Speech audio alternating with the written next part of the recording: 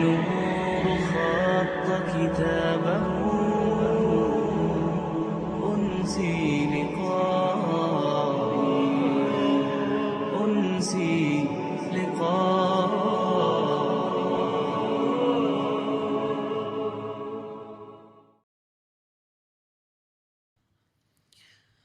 ما ننسخ من آية أو ننسها نأت بخير منها أو مثلها. ألم تعلم أن الله على كل شيء قدير؟ ألم تعلم أن الله له ملك السماوات والأرض وما لكم من دون الله من ولي ولا نصير؟ أم تريدون أن تسألوا رسولكم كما سئل موسى من قبل؟ ومن يتبدل الكفر بالإيمان فقد ضل سواء السبيل. ود كثير من أهل الكتاب لو يردونكم من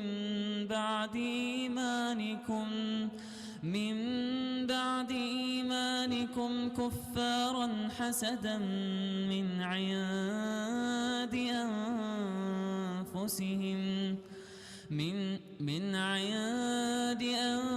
أنفسهم من بعد ما تبين لهم الحق. فاعفوا واصفحوا حتى يأتي الله بأمره، إن الله على كل شيء قدير. وأقيموا الصلاة وآتوا الزكاة وما تقدموا لأنفسكم من خير تجدوه عند الله، إن الله بما تعملون بصير. وقالوا لن يدخل الجنة إلا من كان هودا أو نصارى، تلك أمانيهم قل هاتوا برهانكم إن كنتم صادقين. بلى من أسلم وجهه لله وهو محسن فله أجره عند ربه ولا خوف عليهم ولا هم يحزنون. وقالت اليهود ليست النصارى على شيء وقالت النصارى ليست اليهود على شيء وهم يتلون الكتاب. كذلك قال الذين لا يعلمون مثل قولهم، فالله يحكم بينهم يوم القيامة فيما كانوا فيه يختلفون. ومن أظلم ممن منع مساجد الله أن يذكر فيها اسمه وسعى في خرابها، أولئك ما كان لهم أن يدخلوها إلا خائفين، لهم في الدنيا خزي ولهم في الآخرة عذاب عظيم. ولله المشرق والمغرب، فأينما تولوا فثم وجه الله، إن الله واسع عليم. وقالوا اتخذ الله ولدا، سبحانه بل له ما في السماوات والأرض كل له قانتون. بديع السماوات والأرض وإذا قضى أمرا فإن إنما يقول له كن فيكون. وقال الذين لا يعلمون لولا يكلمنا الله أو تأتينا آية كذلك قال الذين من قبلهم مثل قولهم تشابهت قلوبهم قد بينا الآيات لقوم يوقنون. إنا أرسلناك بالحق بشيرا ونذيرا ولا تسأل عن أصحاب الجحيم. ولن ترضى عنك اليهود ولا النصارى حتى تتبع ملتهم قل إن هدى الله هو الهدى ولئن اتبعت أهواءهم بعد الذي جاءك من العلم ما لك من الله من ولي ولا نصير. الذين آتيناهم الكتاب يتلونه حق تلاوته أولئك يؤمنون به ومن يكفر به فأولئك هم الخاسرون. يا بني إسرائيل اذكروا نعمتي التي أنعمت عليكم وأني فضلتكم على العالمين.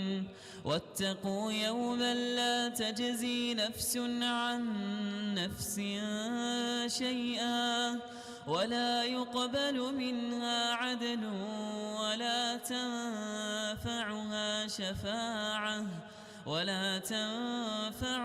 شفاعة ولا هم ينصرون. وإذ ابتلى إبراهيم ربه بكلمات فأتمهن قال إني جاعلك للناس إماما قال ومن ذريتي قال لا ينال عهد الظالمين. وإذ جعلنا البيت مثابة للناس وأمنا واتخذوا من مقام إبراهيم مصلى وعهدنا إلى إبراهيم وإسماعيل أن طهرا بيتي للطائفين والعاكفين والركع السجود. وإذ قال إبراهيم رب اجعل هذا بلدا آمنا وارزق أهله من الثمرات من آمن منهم بالله واليوم الآخر قال ومن كفر فأمتعه قليلا ثم أضطره إلى عذاب النار وبئس المصير. وإذ يرفع إبراهيم القواعد من البيت وإسماعيل ربنا تقبل منا إنك أنت السميع العليم. ربنا وجعلنا مسلمين لك ومن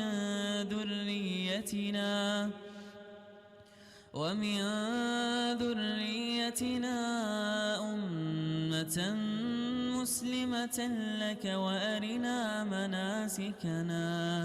وأرنا مناسكنا وتب علينا إنك أنت التواب الرحيم. ربنا وابعث فيهم رسولا منهم يتلو عليهم آياتك يتلو عليهم آياتك ويعلمهم الكتاب والحكمة ويزكيهم إنك أنت العزيز الحكيم ومن يرغب عن ملة إبراهيم إلا من سفه نفسه ولقد اصطفيناه في الدنيا وإنه في الآخرة لمن الصالحين إذ قال له ربه أسلم قال أسلمت لرب العالمين ووصى بها إبراهيم بنيه ويعقوب يا بني إن الله اصطفى لكم الدين فلا تموتن إلا وأنتم مسلمون أم كنتم شهداء إذ حضر يعقوب الموت إذ قال لبنيه ما تعبدون من بعدي قالوا نعبد إلهك وإله آبائك إبراهيم وإسماعيل وإسحاق إلها واحدا ونحن له مسلمون تلك أمة قد خلت لها ما كسبت ولكم ما كسبتم ولا تسألون عما كانوا يعملون